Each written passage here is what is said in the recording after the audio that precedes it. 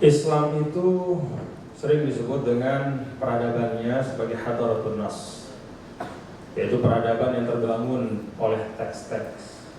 Dan teks yang paling membentuk peradaban Islam adalah Al-Quran. Maka dari awal sekali ketika terjadi interaksi antara Islam dengan dunia Barat, itu seluruh perhatian dari para cendekiawan Barat dan katakanlah tokoh-tokoh dari dunia Barat adalah bagaimana menyikapi fenomena peradaban teks ini. Interaksi antara kita dengan peradaban yang saat itu sudah besar dan jaya, atau saat itu sudah kuat, atau bahkan yang saat itu juga masih mulai muncul, itu sering diwarnai dengan interaksi yang tidak ramah atau tidak akrab. Maka salah satu yang mereka lakukan untuk melemahkan peradaban Islam adalah melemahkan posisi dari teks itu di hati dan jiwa umat Islam. Itu sebabnya kalau kita bicara lugas, ya, banyak sebenarnya yang dibangun atas nama ilmu pengetahuan oleh Barat, seperti misalnya Orientalism, ya, itu sebenarnya secara lugas kita bisa katakan yang dicita-citakan oleh Orientalism itu adalah bagaimana menggoyahkan posisi Al-Quran di mata umat Islam sendiri. Kalau itu sudah berhasil, maka yang lain-lain itu fardu kifayah semua, gampang, tidak sulit untuk menghancurkan dan melemahkan umat. Itu sebabnya saya adalah satu dari banyak dan mungkin kita semua yang meyakini bahwa kekuatan umat itu adalah pada kitab suci Al-Quran. Nah, pertanyaannya adalah apa yang mesti kita lakukan sekarang untuk memastikan atau mengikhtiarkan kita sebagai generasi yang sekarang. Mudah-mudahan kita sepakat bahwa harus ada yang kita kerjakan. Nah, seminar ini mengajak kita untuk mencoba meletakkan fungsi dari perguruan tinggi dalam mengokohkan hadaratun nas itu. Nah, saya berpandangan tadi Al-Mukarram guru-guru kita sudah menyampaikan hal-hal yang utuh tentang betapa kayanya khazanah Al-Quran itu. Kaya yang tidak harus menjauhkan kita, tapi mestinya menyemangati kita untuk menggali dan mengeksplorasinya. Ma'inun la yandab, kata baginda Rasulullah SAW, mata air yang tidak pernah surut apalagi kering. Saya ingin spesifik saja atau langsung ya, kepada kita di NTB. Nah, karena ini yang menginisiasi adalah IAIN, maka saya bertanya kepada IAIN, beranikah Anda, IAIN Mataram, menjadikan IAIN ini ikonnya adalah Jamiatul Quran. Ini adalah Universitas Al-Quran. Berani nggak? Berani nggak? Saya tidak bicara tentang Quranic Center, tapi saya bicara tentang IAIN secara keseluruhan. Ya. Kita punya banyak center-center di mana-mana. Ya. PGB Center itu masih ada itu. Dan Islamic Center juga ada. Tetapi yang saya harapkan adalah IAIN sebagai satu institusi ya, bisa menjadi muharrik, bisa menjadi penggerak ya, untuk mengokohkan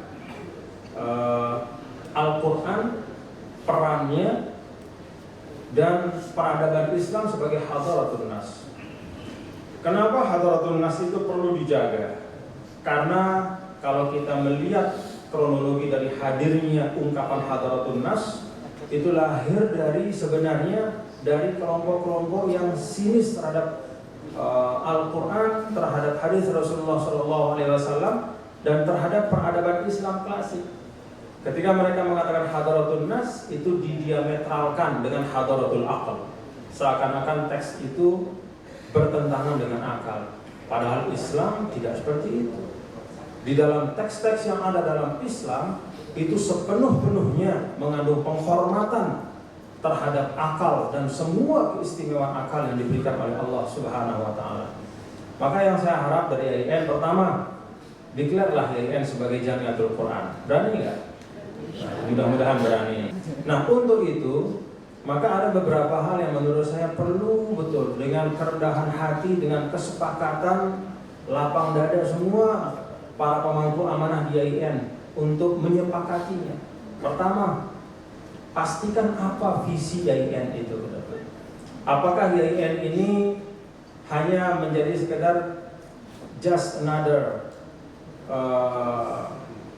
Islamic University, ataukah dia menjadi Jami'atun Islamiyatun Mutamayyizah? Kalau ingin menjadi Jami'atun Islamiyatun Mutamayyizah, tidak hanya sekedar menambah deretan nama YIN di Indonesia, maka dia harus punya diferensiasi. Dia harus punya keistimewaan yang tercermin dalam visi yang akan dikerjakan. Kita arahkan YIN ini bahwa visinya adalah visi Quran, bahwa pemikiran-pemikiran yang ada yang kita fasilitasi dan kita kembangkan adalah yang mengokohkan iman, yang menyehatkan akal, yang membangun peradaban. Dan itu banyak dalam hazanah kita. Jangan sampai anak YIN ketika belajar tentang ilmu ijtima, sosiologi, dia lebih khatam tentang teori Talcott Parsons dibanding misalnya Ibnu Khaldun. Padahal Ibnu Khaldun itu adalah bapak dari sosiologi. Jadi marilah kita pastikan visi apa YIN ini. Kalau memang kita bentuk visi YIN ini sebagai perguruan tinggi Islam yang menyemaikan nilai-nilai Qur'ani, gak usah gengsi kita. Pernah ada suatu masa di mana perguruan tinggi Islam di Indonesia ini gagah-gagahan karena mengutip teori-teori dan konsep Barat, yang mana teori dan konsep itu sendiri sudah banyak ditinggalkan oleh mereka sendiri. Pernah ada suatu masa di mana perguruan tinggi kita di Indonesia rikuh untuk mengadopsi konsep-konsep Islam, termasuk dalam pengembangan ekonomi. Masuknya jurusan ekonomi syariah misalnya itu baru-baru saja. Ada rasa kayaknya kurang keren, kurang canggih. Padahal di Barat sendiri sistem ekonomi Islam itu terbukti berhasil dan diikuti oleh banyak sekali. Institusinya berkembang. Jadi menurut saya itu visi itu dipastikan dirumuskan. Yang kedua, setelah visi itu dipastikan seperti itu, maka semua sumber daya harus diarahkan untuk mewujudkan itu. Quranic Center adalah bagian dari upaya untuk mewujudkan itu. Maka kalau Quranic Center itu berada dalam satu sektor kecil dari semua program besar yang merupakan perwujudan dari visi itu, disitulah Quranic Center itu akan maksimal. Tapi kalau dia hanya sekedar pelengkap, hanya sekedar pencukup, dia ada tetapi tidak dalam konteks yang utuh dalam satu institusi perguruan tinggi, maka kemanfaatannya pun sulit akan maksimal. Nah, oleh karena itu yang ketiga yang penting setelah mendeklar bahwa YIN itu misalnya Jamiatul Quran dengan visi yang jelas, menumbuh kembangkan, menyemaikan pemikiran-pemikiran Qurani. Boleh di sini disebut yang progresif, yang adaptatif, yang tapi ujung awalnya itu adalah pemikiran Qurani. Maka kemudian yang paling penting dan tidak kalah signifikannya adalah menghadirkan keteladanan, contoh-contoh nyata dari para sivitas. Ada bi'ah ilmiah Qur'aniyah yang bisa dilihat oleh umat, bisa disaksikan oleh masyarakat.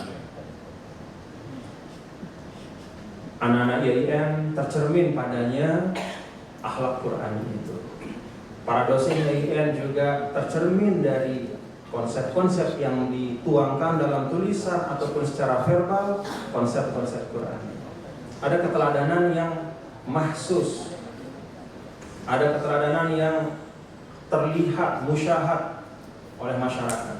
Maka kalau ada visi yang kokoh dan utuh, sumber daya diarahkan semua untuk mewujudkan visi itu, dan dihadirkan keteladanan-keteladanan di dalam seluruh lingkup institusi itu, saya yakin YIN kita di Mataram ini akan lebih membanggakan pada masa yang akan datang.